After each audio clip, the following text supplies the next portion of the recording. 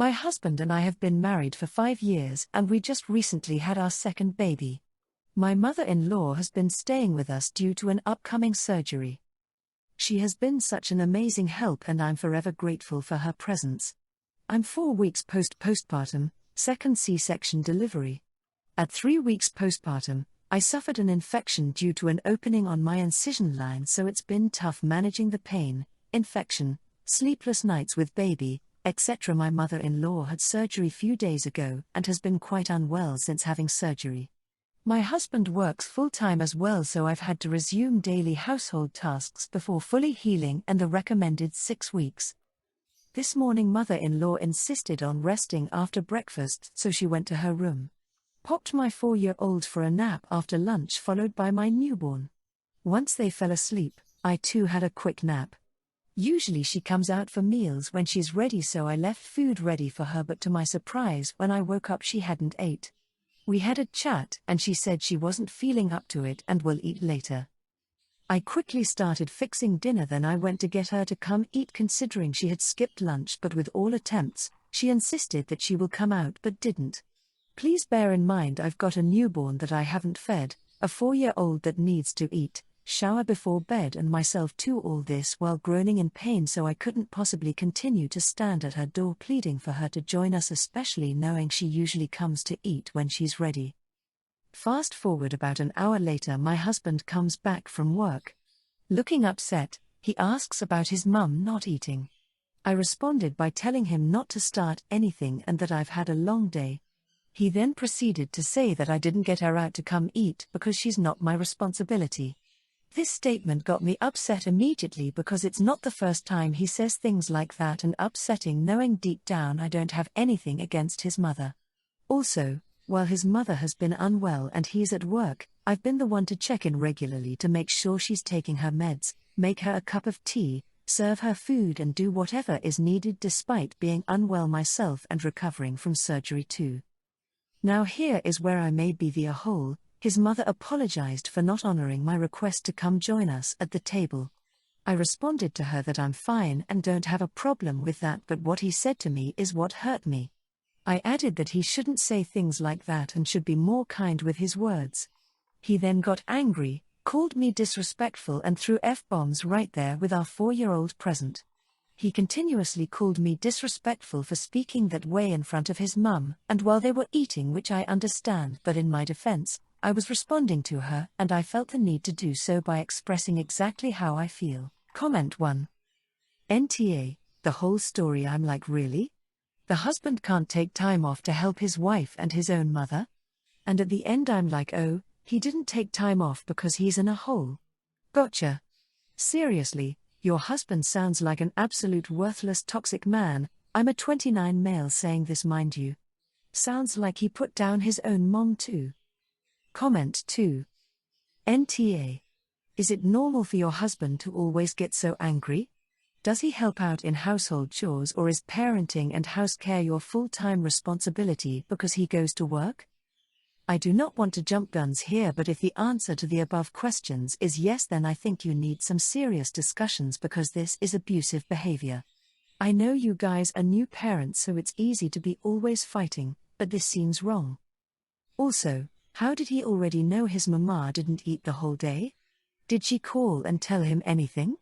And how did she react when he started swearing? I don't want to make her into evil mother-in-law because there's not enough info in the post, but I'm just wondering. Comment 3. NTA. It sounds like you're looking out for your mother-in-law just fine and interactions with her are also fine. She's an adult who can decide if she feels up to having dinner or not for a day. Your husband needs to stop trying to control everything from his mom's lunch to your mindset while he's working. He should also be way more considerate of the fact that you are not well enough for the workload you have right now. If he wants mom to eat so bad, he can go force food on her while you get the rest you need.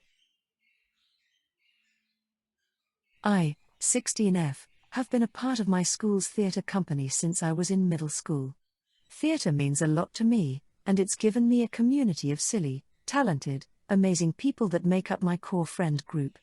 While they would get all the leads for each show, both at our school and local community theatres, I never got anything higher than an ensemble part or a part with a few lines, and it always hurt me a lot because I would feel excluded.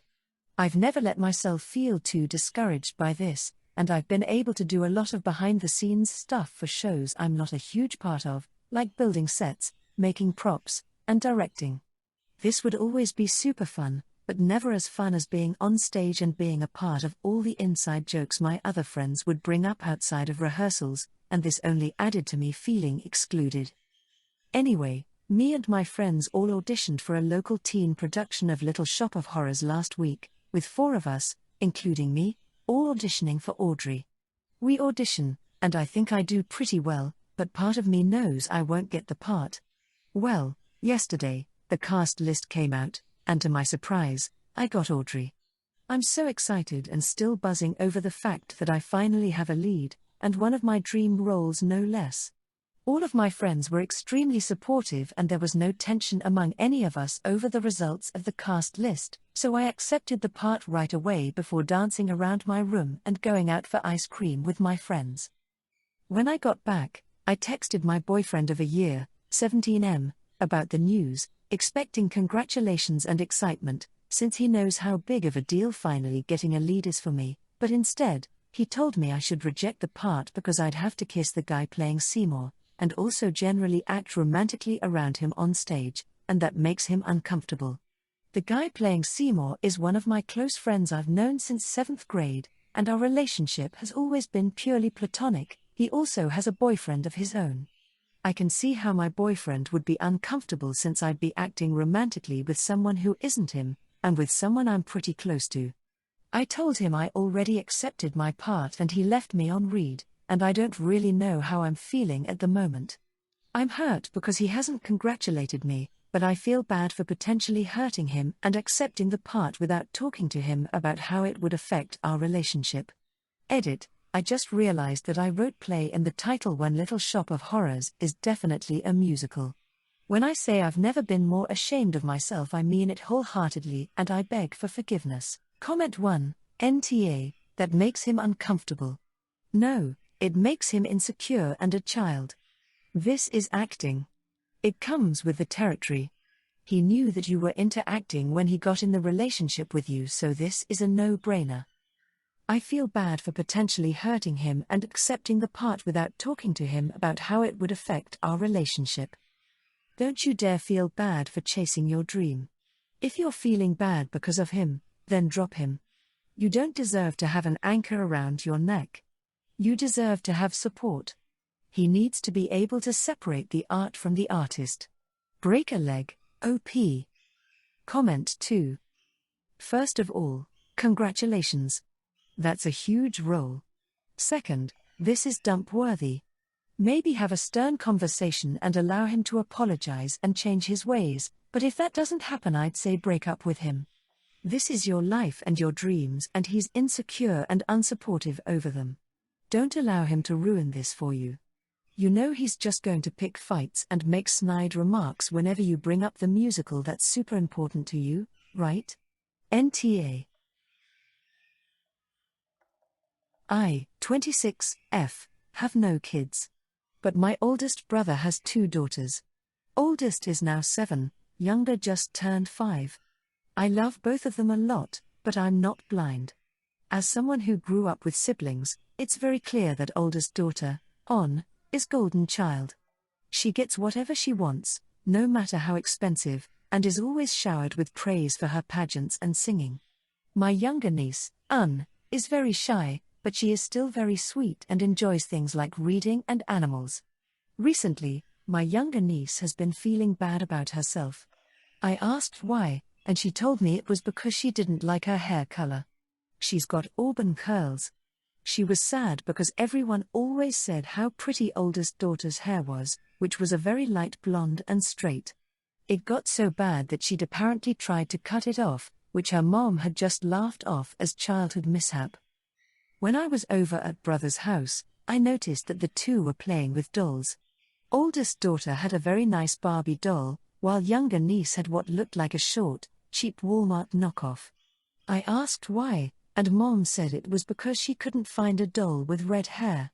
This made me upset, because 1.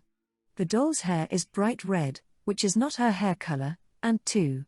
It was extremely different quality. I said nothing, but when it was younger niece's birthday, I acted. For months I researched doll making and restoring. I took a Barbie, and replaced her hair with some that matched hers and painted the eyes.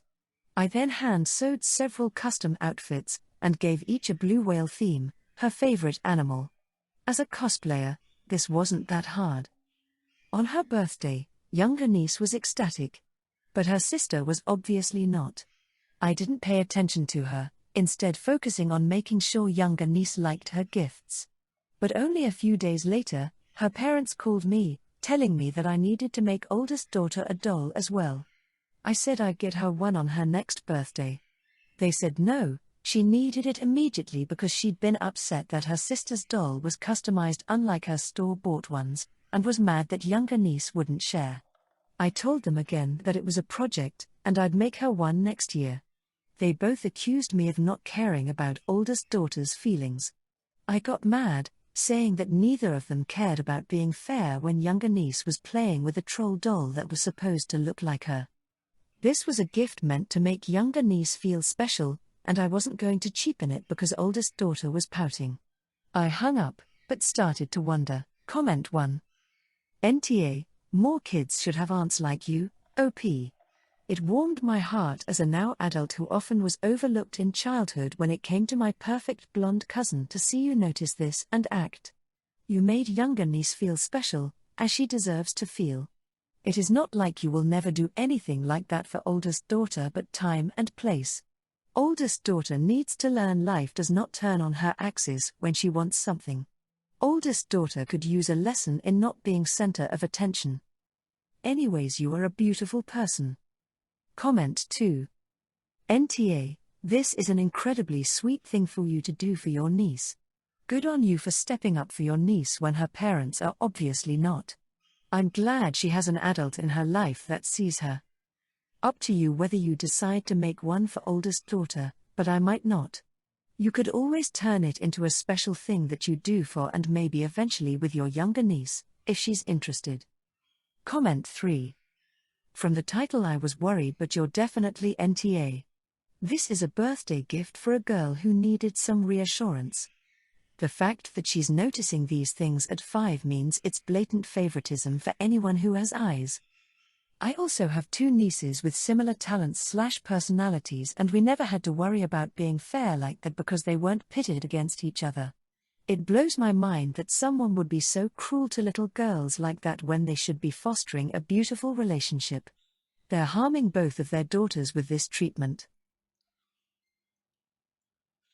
I, 28, just had an argument with my sister, 24. In summer there will be my graduation party. It's not really a party, more like a ball/prom. Everyone will be evening attire. It's very important to me because this ball will mark me becoming a lawyer along with all my friends from university. My sister really likes to wear Lolita fashion and usually I fully support it. I have bought her many gifts for her birthday, Christmas, etc. of very cute things she can use for this hobby. She said she will be wearing her very new and expensive Lolita dress.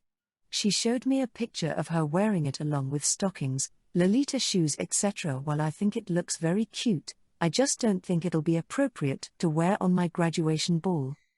I told her this and she had a major tantrum, telling me I don't support who she is and that she will wear whatever she wants. I'm really thinking about telling her that I don't want her to be there if she will wear Lolita fashion. I'm very devastated because I feel like an asshole, but at the same time I don't think that it's inappropriate of me wanting her to wear something that fits the occasion. After all, it's my graduation, something I worked years for to achieve, especially after I had a major injury in the first few semesters and had to fight my way through all the pain and push through to graduate after losing over 1 year. This ball is super important to me and I kinda don't want my sister to ruin it by being the negative center of the attention. I have told her that if she wants to wear her Lolita dress then she won't be invited to my graduation party. She thinks this is extremely mean of me, especially me being her sister. She wants to attend the party really badly. You have to have tickets for the ball, and one of us graduating students has to buy the tickets in person, and I told her I will only buy her a ticket if she wears something appropriate. My parents are on my side, however my best friend, my sister's BF and my aunt think I'm being too hard on her and that I'm being selfish for not wanting to invite her if she wears that dress. I don't know what to do. Comment 1. I actually had to Google Lolita dress. That would be totally and completely inappropriate for a graduation party from a law school. I mean, this is something that could follow you in the future if photos got out. NTA, please uninvite her. Comment 2. NTA. She's being invited to celebrate you, not herself. If she can't adjust to how you expect her to do that, then you are entirely within your rights to disinvite her. As for you don't support who I am bullshit, I'd shut that shit down immediately. You're not going to guilt or manipulate your way past this particular boundary, and I'd ask that you stop transparently trying to do exactly that.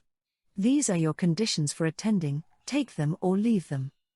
Maybe something like it'll be hard to forget or move past the notion that you value your fashion expression more than my achievement, but I'll survive if that's what you opted to do. Comment 3. NTA. The tantrum and accusations alone should be enough reason for you to make sure she doesn't attend. To accuse you of not supporting who she is was a cheap shot to get her way, which is being the attention seeker that she truly is.